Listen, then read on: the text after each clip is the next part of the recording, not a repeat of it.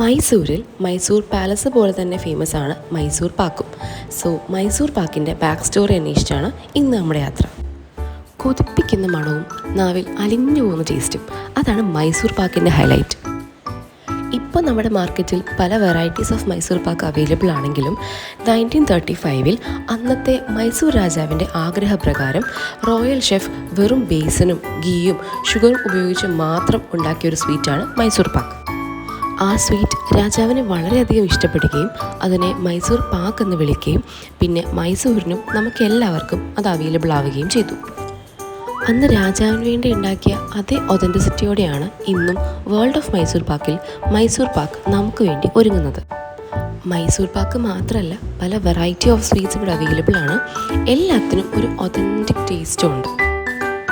So മൈസൂരിൽ ഒരു must visit ലൊക്കേഷനാണ് വേൾഡ് ഓഫ് മൈസൂർ പാക്ക്.